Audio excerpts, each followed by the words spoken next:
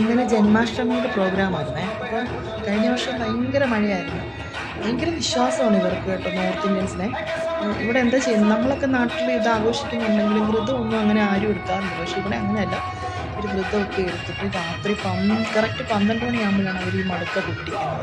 മടുക്ക പൊട്ടിച്ച് കഴിഞ്ഞിട്ട് പൂജ ചെയ്ത് പ്രസാദമൊക്കെ കിട്ടും. അത് കഴിഞ്ഞിട്ട് ഈ സ്ത്രീകളെല്ലാം വന്നിട്ട് എന്ത് ചെയ്യുന്നറിയാമോ, ചന്ദ്രന് ആകാശത്തിലിങ്ങനെ ഉദിച്ച് വരുന്നത് അവരിങ്ങനെ കാണും. ഒരു പ്രത്യേക രീതിയിൽ അവർ നിൽക്കണം. അത് കണ്ടതിന് ശേഷം മാത്രമാണ് ഇവർ ഭക്ഷണം കഴിക്കുന്നത്. നമ്മുടെ നാട്ടിൽ അങ്ങനെയൊന്നും അല്ലല്ലോ. നമ്മൾ ശ്രീകൃഷ്ണജയന്തിയൊക്കെ ആഘോഷിക്കും അല്ലേ, അതൊക്കെയല്ലേ ഉള്ളൂ, അങ്ങനെയൊക്കെയല്ലേ ഉള്ളൂ. പക്ഷെ ഇവിടെ ഭയങ്കര വിശ്വാസമാണ് കേട്ടോ ഇവർക്ക്. എന്തായാലും നല്ല രസമായിരുന്നു, അടിപൊളിയായിരുന്നു.